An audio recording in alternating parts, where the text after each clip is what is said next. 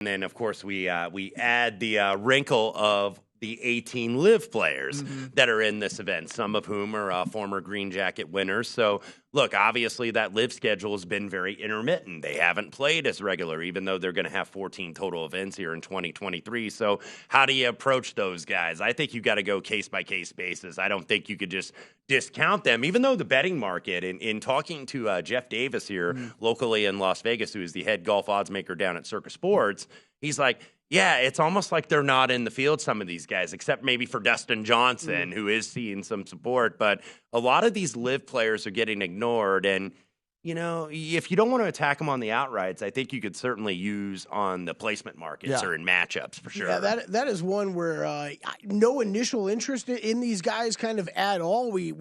There's motivation questions. Just lack of play. We complain about the lack of statistical data for us to go off of when we're running our models and stuff with these guys.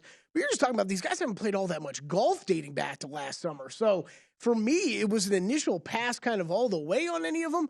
But to what Wes was just talking about, anybody drifts far enough, they get to a point that's worth playing. And that's the thing, right? I mean, we always play numbers in golf sometimes. And look, I had some interest maybe in Cam Smith. Then you hear him get on the podium yesterday and basically say he doesn't feel very good about his game right now. Right. He hadn't been playing. And having a wrist issue, which kind of kept me off of him, because I was saying, okay, we always have these top players when they drift to certain numbers.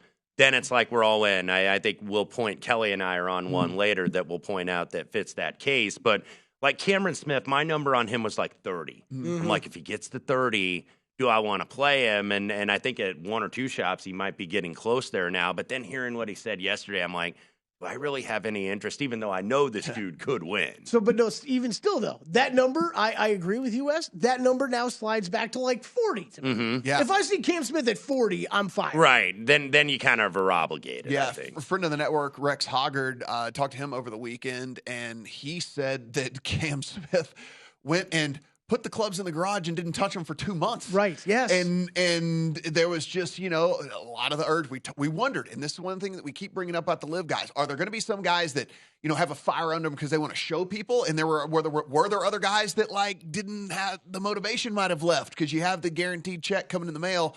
I'm not saying that about Cam Smith. I'm just saying he did admit he didn't touch the clubs. He hadn't been playing a ton. Doesn't feel good about his game. Go to VSiN.com/subscribe to become a VSiN Pro subscriber today.